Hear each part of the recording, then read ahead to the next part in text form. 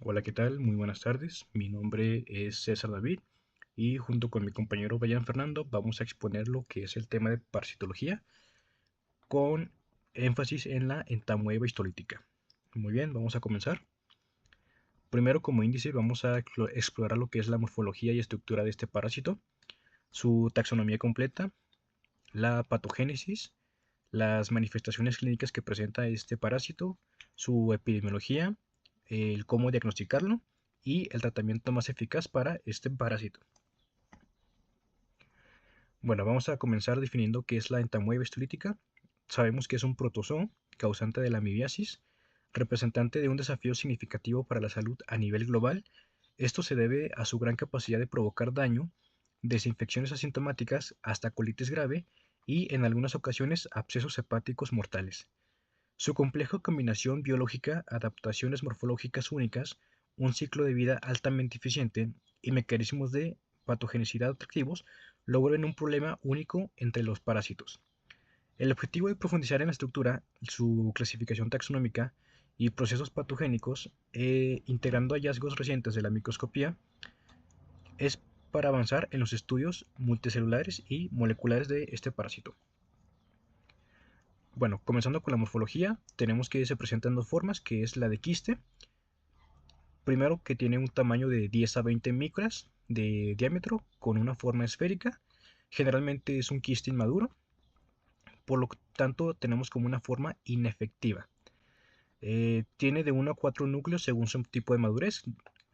Incluye cuerpos cromatoides, como por ejemplo la barra de ribosomas, una vacuola de glucógeno, y su pared se compone de quitinosa resistente a condiciones ambientales, lo que le permite sobrevivir fuera del huésped.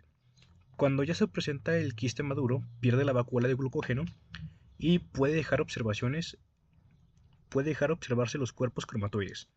Este presenta 4 núcleos. La segunda forma en la que tenemos este parásito es de trofocito, que tiene un tamaño de 12 a 20 micros de diámetro. La forma invasiva puede ser mayor. Tiene una forma ameboide con una motilidad direccional gracias a pseudópodos digitiformes, o sea, falsas piernas. Su citoplasma es diferenciado en ectoplasma externo, que es de color claro, y el endoplasma interno, que es granular. Tiene un núcleo único con un cariosoma central pequeño y cromatina periférica fina. Y además incluye eritrocitos fagocitados, que ya es un indicativo de patogenicidad. Aquí, como podemos ver en la imagen, tenemos la forma vegetativa, que es la patológica en este caso. En cuanto a la taxonomía, existen diferencias menores en la nomenclatura según la fuente, pero la estructura general es la mostrada en esta tabla. Está clasificado como una célula eucariota perteneciente al reino protista de los protozoarios, que son parásitos. Su filo es Ameobezoa, de la clase Arcamoeba, en el orden Masticamoeba, de la familia Entamoeba, del género Entamoeba, y la especie específica es la Entamoeba histolítica. Es eso. En cuanto a la patogénesis de este parásito, tenemos sus mecanismos de patogenicidad. Primero tenemos el mecanismo de adherencia, que está mediado por lectinas específicas para galactosa y N-acetilgalactosamina en la superficie del trofocito, lo que facilita la unión de la mucosa colónica.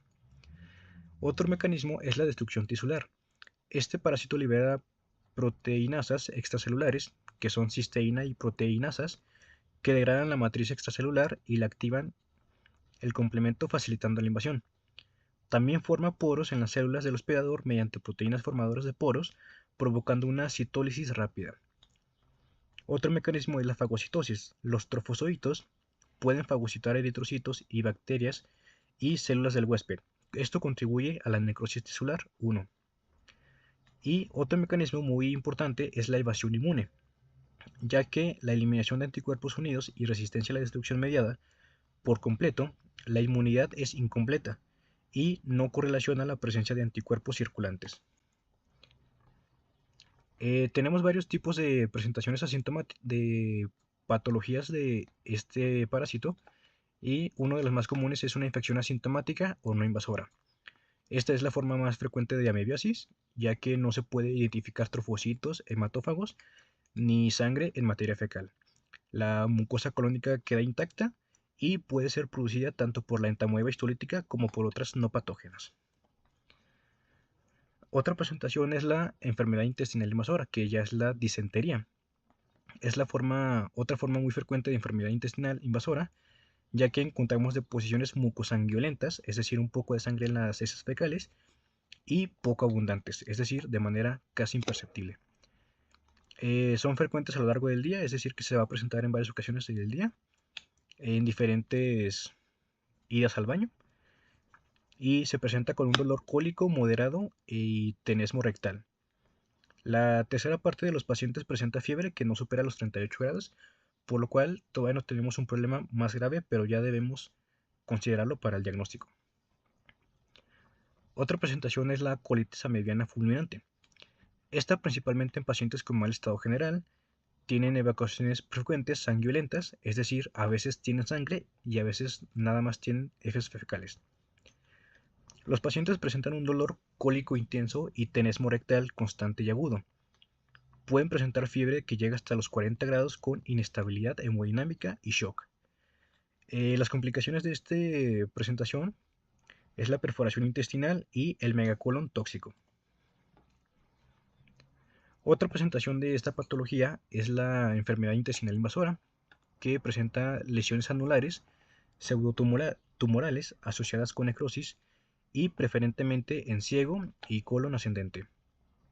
Sus deposiciones disentéricas o diarreas sanguinolentas con dolor abdominal.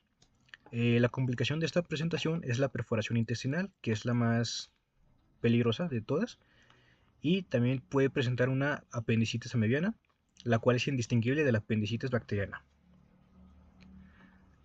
Otra presentación es la extraintestinal de absceso hepático amebiano.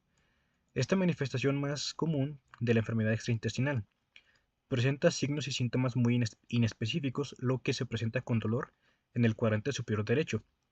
La tercera parte de los pacientes presentan una diarrea y el diagnóstico diferencial se hace con un quiste hidatídico de abscesos piógenos y tumores necróticos.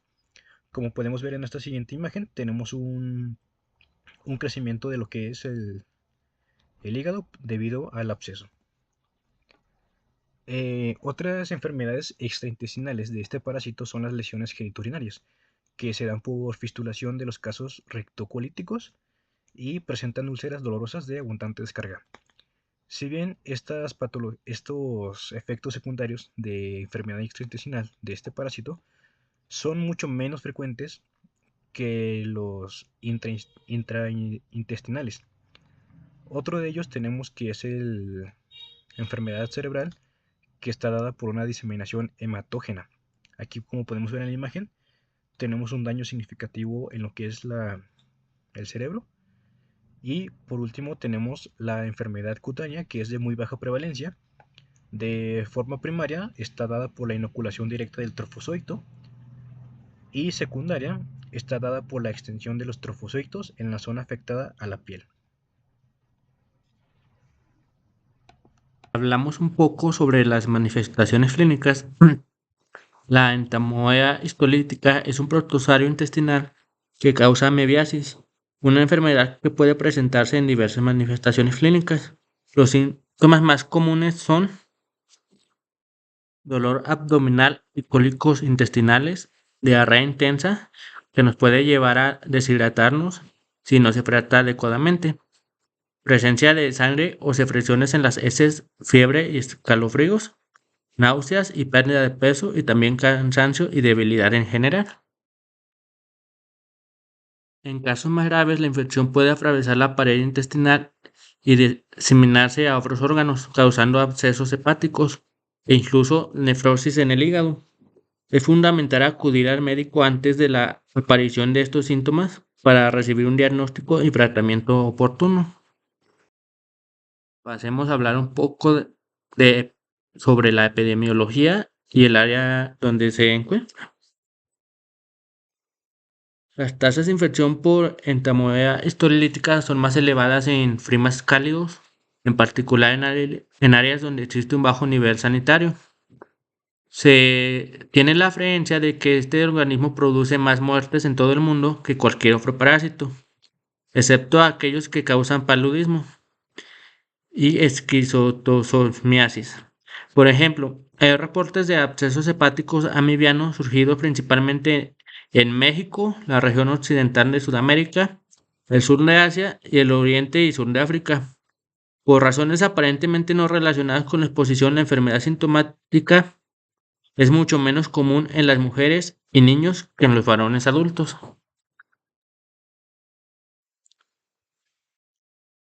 Aquí tenemos el ciclo de vida de la entamoeba histolítica, donde la amibiasis sintomática suele ser esporádica y es consecuencia de la diseminación directa de persona a persona, por vía fecal oral bajo condiciones de mala higiene personal. Tenemos la ingesta de agua y alimentos contaminados con quistes de entamoeba histolítica. Esto desarrolla un quiste maduro y en el desquistamiento el profocito cefranucleado divide sus núcleos hasta formar un total de 8, donde surgirá la misma cantidad de profocitos. Los profocitos van a migrar al intestino grueso, en donde será su hábitat definitiva. Ya en el intestino, los profocitos se dividen por fisión binaria e invaden la mucosa intestinal. Y este ciclo de vida invasivo migra a órganos adyacentes para hacerlo su hábitat definitiva. Como diagnóstico, el diagnóstico al microscopio de amibiasis intestinal depende de la identificación del microorganismo en heces o en muestras de aspirado por sigmoidoscopía. Los profocitos aparecen en forma predominante en evacuaciones líquidas o aspirados, y por tanto parte de tales muestras deben fijarse de inmediato para asegurar la preservación de estos microorganismos, que son frágiles para las preparaciones con tinción. La muestra puede examinarse en una preparación en fresco en busca de motilidad típica. Puede concentrarse por detectar quistes y puede teñirse para una identificación definitiva. Si se observan profocitos o quistes, deben diferenciarse con gran cuidado de los parásitos comensales. En fechas recientes, se encuentran disponibles comercialmente pruebas antígenas sensibles y específicas para entamoeba histolítica, en heces. Ahora es evidente la utilidad en el diagnóstico clínico de amibiasis. Cuando se compara con el estudio microscópico, los cultivos y las técnicas de reacción en cadena de polimerasas son un poco más sensibles, pero no se encuentran ampliamente disponibles en la mayor parte de los laboratorios clínicos. El diagnóstico de amibiasis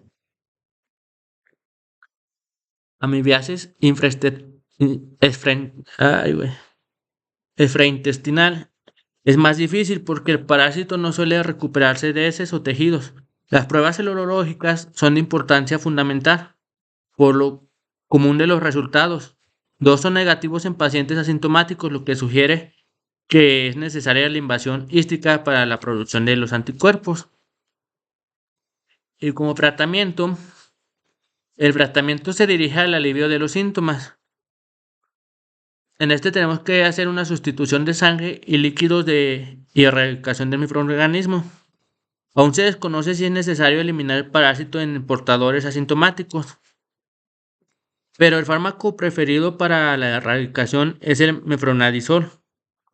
Es eficaz contra todas las formas de amibiasis. Se debe combinar con un segundo fármaco como diloxanida para mejorar las tasas de curación en enfermedades intestinales y disminuir la posibilidad de recrudecimiento de la enfermedad en amibiasis hepática. En infecciones intestinales graves puede considerarse tratamiento parenteral con dihidrometina.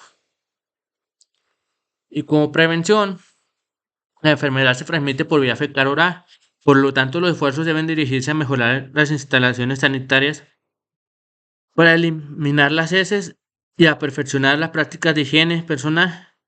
En Estados Unidos esto aplica en particular a individuos internados en instituciones y campos para trabajos de migrantes.